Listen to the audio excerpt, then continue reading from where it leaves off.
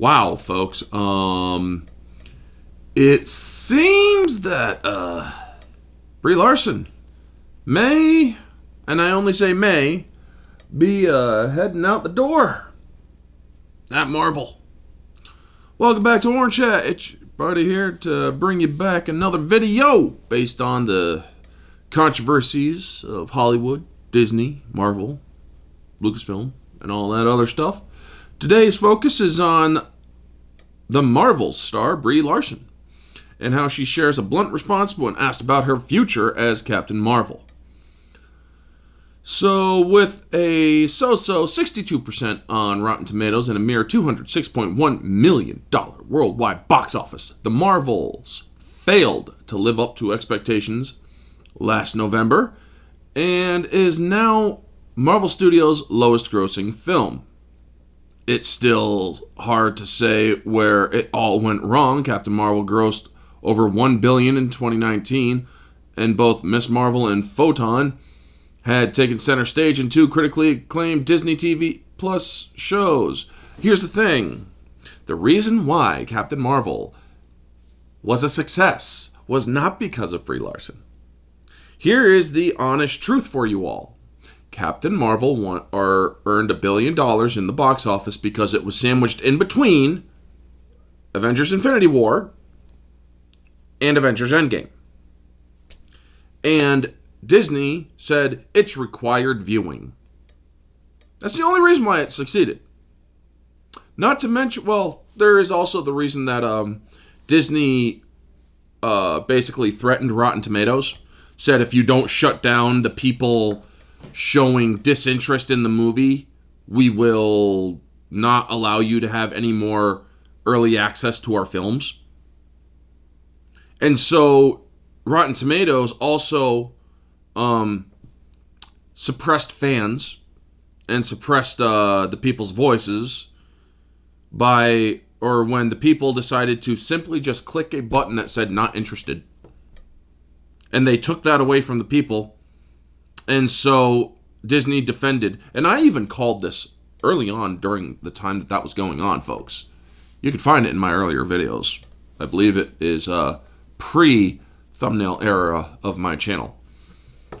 But yeah, they started pulling this stuff, and yeah. Now we see what happens when the Captain Marvel film is not sandwiched in between two Avengers films. Oh wait, it sucked.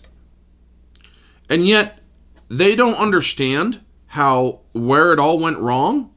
It's not still hard. It's not hard at all to say where it all went wrong. It's blatantly obvious. But continuing on, we can make some guesses. Of course, Captain Marvel should probably have been seen somewhere in the title.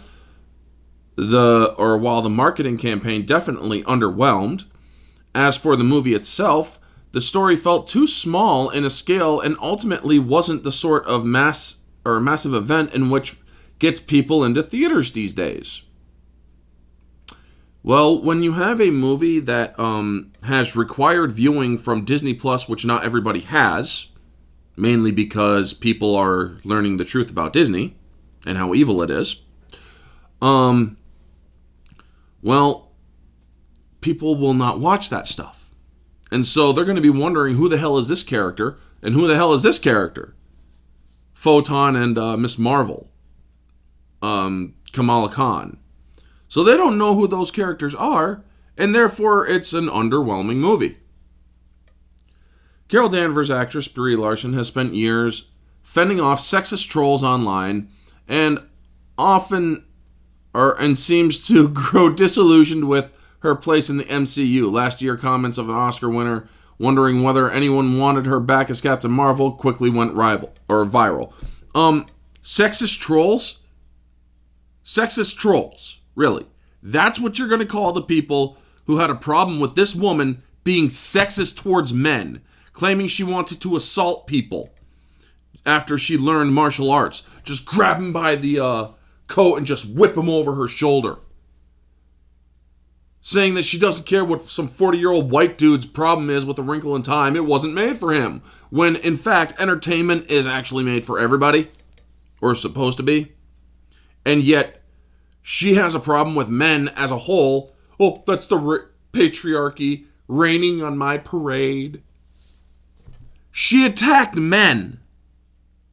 Men who are the bigger number of people going to see comic book movies. Men who, if they feel like they have been insulted for no reason, will not go and support said movies. Why should we support something when the lead actress is going on a freaking hate tirade towards the fans and the general audience? You guys are seriously fucked up at comicbookmovie.com. But let's continue. Appearing at the SAG Awards over the weekend, Larson was asked what she could say about her Marvel future, and her response was quick and to the point. I don't have anything to say about that, she states at the end of the video below. Doing the rounds to promote the Marvels, Larson was asked similar questions. I don't want Marvel to come for me, but there is definitely something to answer your question that I would want to say, but I am not going to. It appears she has a problem with Marvel. Has something changed since then? It's hard not to speculate, particularly after the Marvels underperformed drastically. It's also no secret that the movie was a victim of extensive changes made during reshoots and post-production. Yeah, it's because people saw test screenings and they thought it was garbage. We'd expect Captain Marvel to be a huge part of the next Avengers movie, especially with Monica Rambeau trapped in the X-Men universe. With Destin Daniel Cretton no longer helming Avengers: The Kang Dynasty, and Michael Waldron rewriting the script, a lot might have changed. So the Marvels, Carol Danvers, aka Captain Marvel, has reclaimed her identity in the tyrannical Kree and taken revenge on the Supreme Intelligence, but unintended consequences see Carol shouldering the burden of a destabilized universe. When her duties sent her to an anomalous wormhole. This basically goes over the movie. What they also don't tell you about this movie is that Miss Marvel, Kamala Khan, is basically the way her acting portrays that character, has some sort of sexual attraction to Captain Marvel. And I felt that was very disgusting, considering Captain Marvel's character was pretty much twice her age. Actually, probably more to 3 times her age. The movie stars Brie Larson, Teyonah Parris, Iman Vellani, Samuel L. Jackson, Zaw Ashton, and Park Seo-joon. The Marvels is now playing in theaters worldwide. And, yeah, I just can't get over the fact that it says it's still hard to say where it all went wrong. Really? This movie, I had to watch it. I lost a bet. And I gave it a review on Critic List. You can check out my Critic List review on, I'll leave it in a link down below, or actually in the pinned comment. And I made no effort to hide how disgusted I was with this movie. Folks, this movie was disgusting in the fact that it showed a 16 or 17-year-old girl being, or more than fangirling.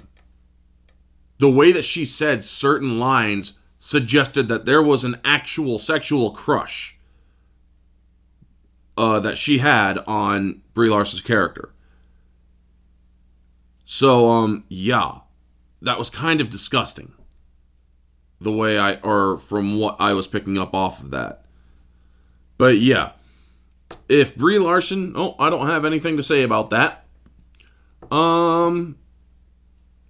Yeah, it seems that she's not going to, or if she does quit, it just proves that she couldn't handle the pressure. And it just shows that a person with that level of immaturity should probably not be in the public spotlight so much. If you can't handle the fact that people are going to have legitimate criticisms And instead of always saying, well, you're nothing but sexists, bigots, you're nothing but a bunch of racists or whatever, maybe you need to look at your own self and do a little bit of self-reflection. People don't want to go to the movies and see a bunch of activism on the screen. No, they want to escape reality. Having activism inside of escapism poisons escapism. And unfortunately, Brie Larson had the stipulation that she wanted to push her feminism narrative in Captain Marvel, and that's pretty much when the MCU started going downhill. In fact, you could almost state it started with Avengers, or not Avengers Infinity War, but it started with Ant-Man and the Wasp. I mean, that movie wasn't as good as it could have been. And they started changing things drastically there too. And then Captain Marvel came out. People didn't like it. Disney defended it. And it only made $1 billion because of the fact it was sandwiched in between two Avengers movies. And now that they had to see how they would do on their own without the in-between two Marvel's Avengers movies crutch to lean on, they found out that their movies aren't good. This movie will forever be the worst MCU installment. The Madam Web movie is loosely tied to the MCU, but it is part of the Sonyverse. It's not MCU.